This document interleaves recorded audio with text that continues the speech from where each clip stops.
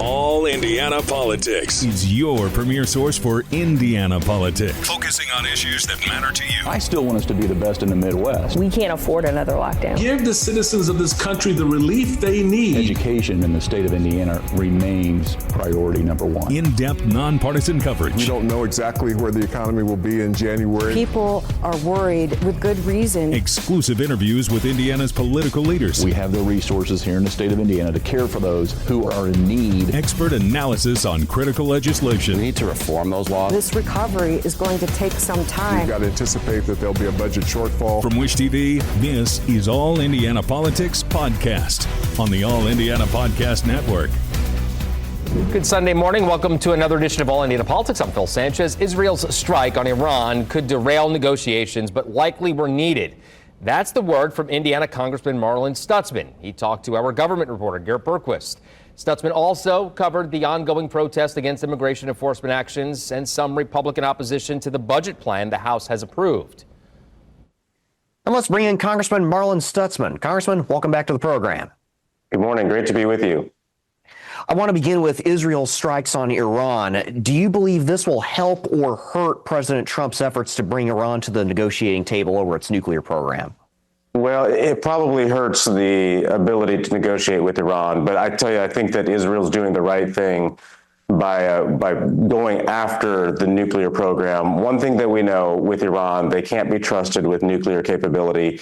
You know, they try to say that it's for utility purposes, but we know that they're sponsoring terrorism around the world, and especially in the Middle East. And you know, not only should it concern Israel, obviously that's what they would want to use it for, but it would also, you know, be used against Saudi Arabia, UAE, Turkey, other countries in the Middle East that don't get in line with the Iranian effort of, you know, creating havoc in the Middle East. So I think the fact that Israel went in and took out the program, or parts of the program, and we'll find out exactly what they all took out, is really important. Austria just reported that they had good intelligence of a nuclear program. So I think the fact that Israel went ahead and made this move is good, because they must have been getting further and further along. How concerned should Americans in the Middle East be, and particularly Americans who might have loved ones who are currently deployed in that area? For those who are in the Middle East, it's obviously concerning. You know, while we were there 2 weeks ago, we had to, you know, hit a bomb shelter a couple of times because of the Houthis shooting in missiles. Of course, you have the Houthis shooting at Israel. Hamas attacked Israel back in October of 2023, and that war is hopefully coming down to an end. So you just know that Iran is going to continue to attack from every angle they can. They're obviously very active in Iraq at this point, and so there's going to try to be some sort of retaliation effort, but Israel seems to be having a good handle on this initial attack. It just shows that the Iranians don't have much of anything other than trying to get a nuclear bomb, which they know that's the one that we would all fear the most. Let's turn to the immigration protests here at home. Started in Los Angeles. They're spreading across the country. In fact, there are some now happening here in Indianapolis. Was it right for the president to call out active duty Marines? Couldn't he have accomplished all this through the National Guard, which is usually the first units you turn to in a situation like that?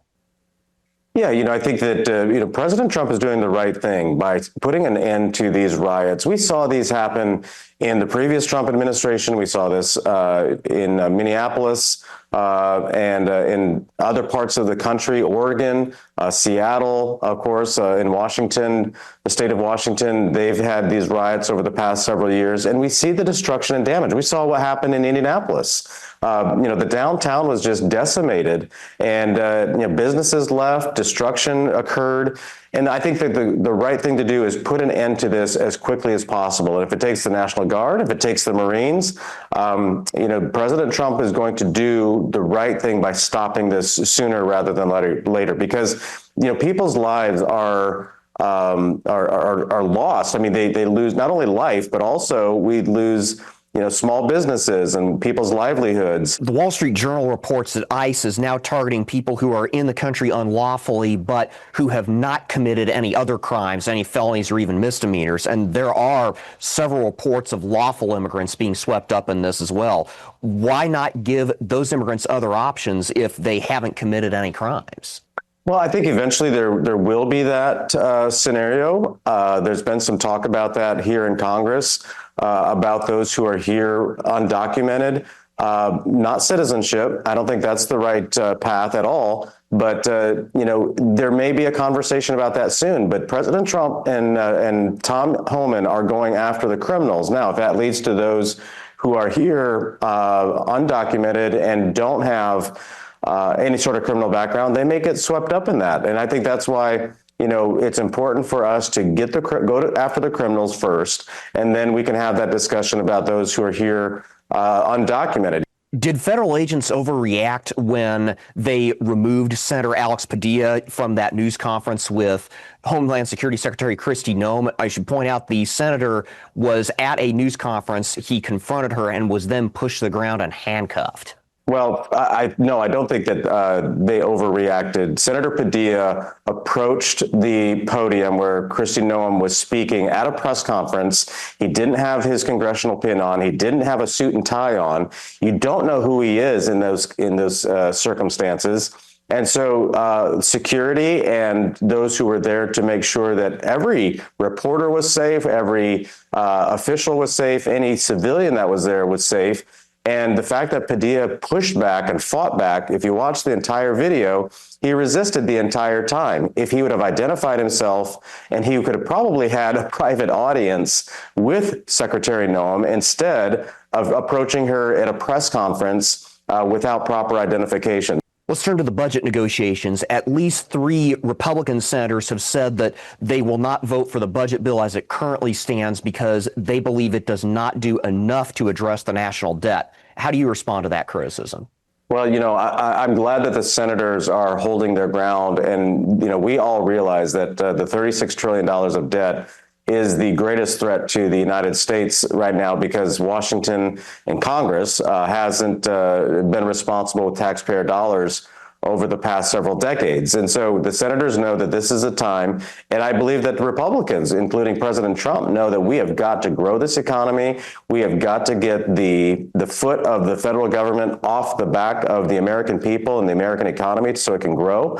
But also there is spending reductions that could take place, that need to take place. We just voted on the rescissions package yesterday that cut almost $10 billion.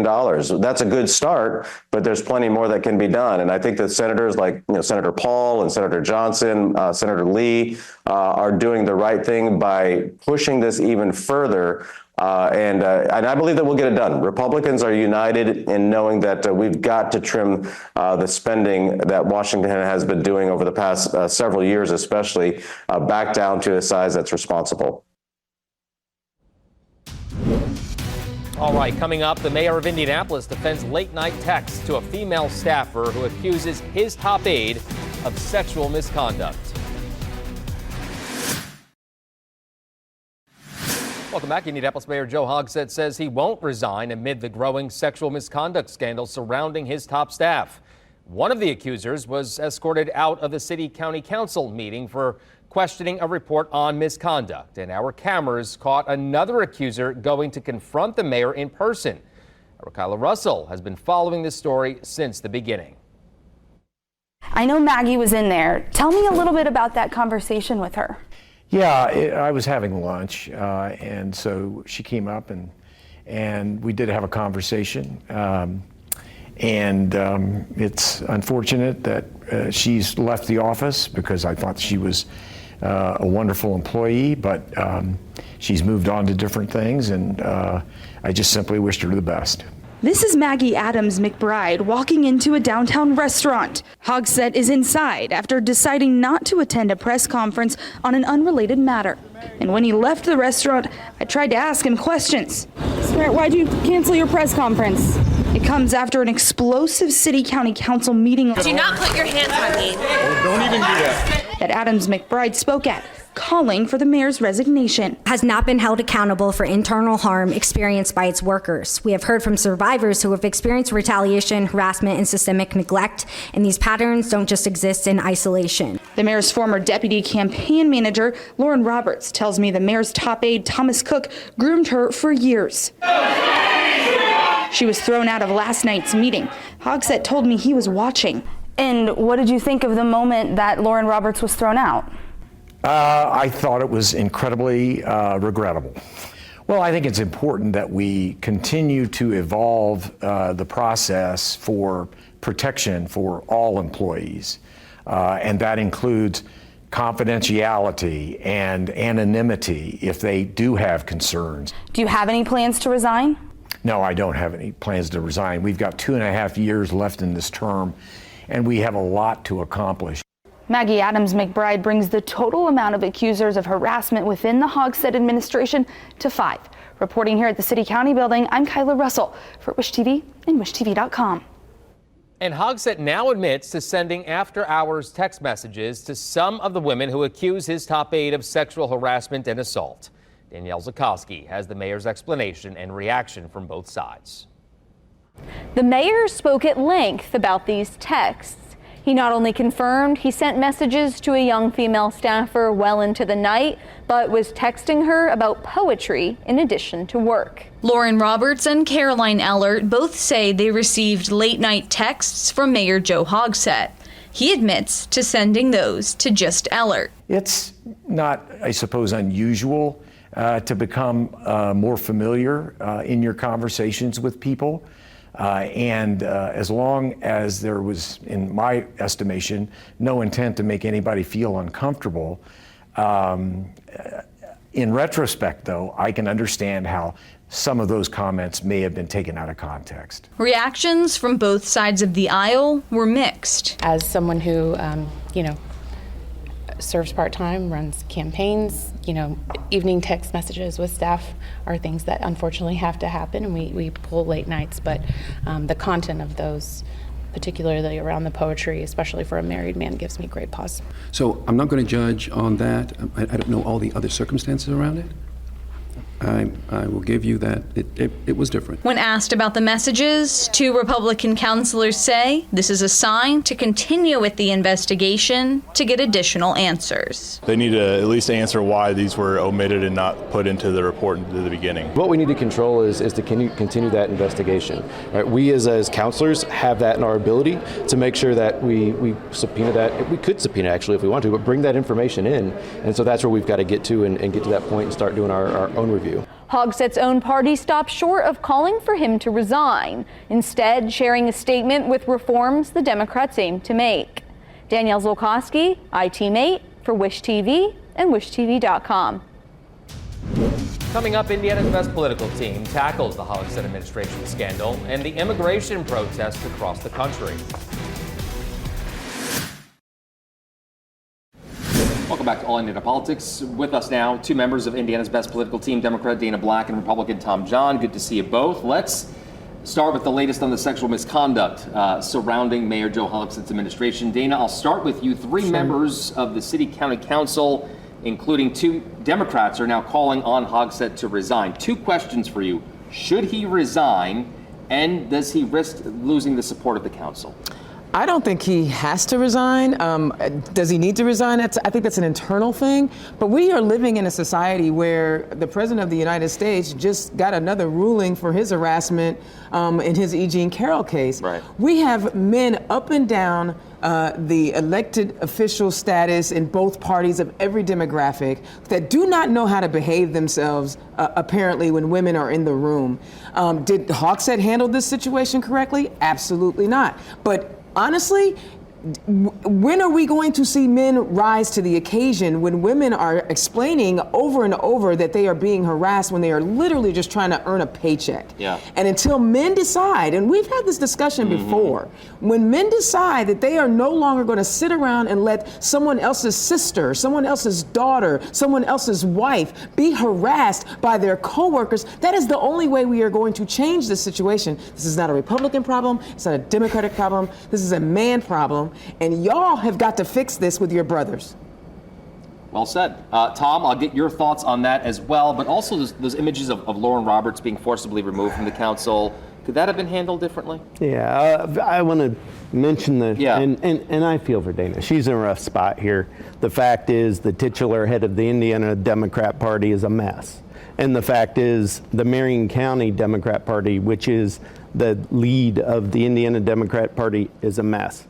And the fact is, yes, Joe Hogsett should resign, period, full stop. Now let's talk about the council. The fact is they are not stepping up. There are a couple of councilors that have said things. Of course, the Republicans are going to say things.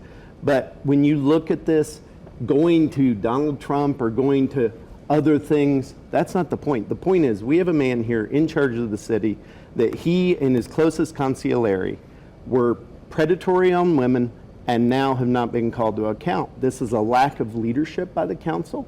The other night when Lauren Roberts was taken out is a lack of judgment and a lack of political acumen. When people want to petition their bodies and ask to be heard, particularly about something this important, how do you shove them out with police officers? Yeah. You should give them their time. That was not done. That's an indication of how poor.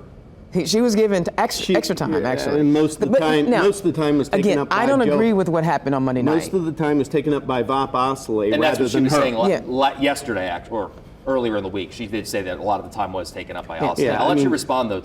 Well, because here's the thing: you can't say that one male who is in one party should be held to account, and another male and who's in the opposite party should not be account. They are both in executive branches. One is just in the federal government. We're in Indianapolis. I get that, but my point to you is this: Thomas Cooks is not the first, and unfortunately, he won't be the last. And until we address the real issue, this is not a political issue. This is social training, your home training. How are you taught to treat women? And it will continue to. We can make this a right and left issue if you would like, but it is not that. We have women all over America who continue to come forward that they are showing up to work and are being harassed by multiple men on multiple occasions. And when they bring those reports forward, people are not taking them seriously. They're brushing them aside. Now, I will say that the council did approve a $450,000 investigation, and at least they are attempting to try to come to grips with what's going on. Whether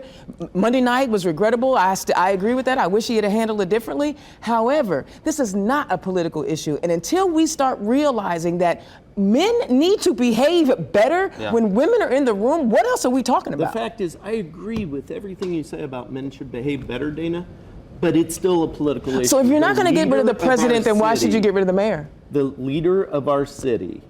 The leader of our country. We're talking about Indianapolis, the leader of our city. I'm talking about leaders at every level who are men who behave poorly. I am not going to distinguish. It's a great way to divert, but it doesn't deal with the question. It's not diversion. He got convicted of rape, and you guys voted him back in. So how can I trust you to say who should be resigning when you voted for a guy who was convicted of rape? Could Hogsett be impeached, Tom? Well, he could be. The Indiana General Assembly could come, and so if the General Assembly came together with Governor Braun and said, this is our capital city, this is the economic driver of our state, and somebody who has done the things that he has been accused of doing and maintained the people, keeping Thomas Cook around for 68 days after it was clear what he had been doing, after 3 years later, after the mayor had been told face-to-face by one of the victims, the legislature might take this into account and say, we have hundreds of millions or billions in debt that are related to the city of Indianapolis. We have assets, including state assets, including Lucas Oil, including the Pacers, the Colts. We need leadership in this city, and this is a clear indicator that we need a change. I would caution the legislature for doing anything because, those skeletons will come out. Yeah. I am more than certain that if that legislature begins the process of impeaching the mayor of the capital city, the revenue-generating county of our entire state, trust me, when the lights come on, the roaches will scurry, and y'all start seeing a whole bunch of stuff coming out of that state house. We will be all over that, of course. I want to turn the conversation, and quickly, please, I have a minute left, to the riots that are going on, or the protests, rather, out west and other cities across the country. Your thoughts on that, Dana, 30 seconds? It's unfortunate that ICE is taking people who have been in the country for 10 years, who have been contributing to our communities. People have known that they were undocumented. They've even shown up to their hearings, and they're being snatched up. We have leadership in the federal government that is a chaos creator. He is trying to deflect from a whole bunch of other stuff, and he sends the National Guard into California when the governor and the mayor said, please don't. He is a chaos creator. He is generating all this animus and angst by rounding people up that he doesn't have to. 15 seconds, quickly. The fact is, it's legally authorized for ICE to be doing this. A lot of this is a result of the Biden policies, and now we're left where we are, once again in conflict, because people pay attention to the fact elections have consequences. Well, there you go. Dana, by the way, just quickly, happy birthday weekend. Oh, thank you. You're welcome. Good to see you both. We had to bring balance to the universe. Good to see you both. Thank you so much for being here. We'll be right back. Well, thank you for joining us for All Indiana Politics this week. We'll be back here next Sunday morning at 9:30. And be sure to check out the All Indiana Politics podcast online at wishtv.com. Have a great rest of your weekend. From Wish TV, this is All Indiana Politics Podcast on the All Indiana Podcast Network. Watch All Indiana Politics live Sunday mornings at 9:30 on Wish TV and at wishtv.com. Subscribe to this podcast and listen weekly here on the All Indiana Podcast Network. And be sure to discover even more great podcasts at allindianapodcastnetwork.com.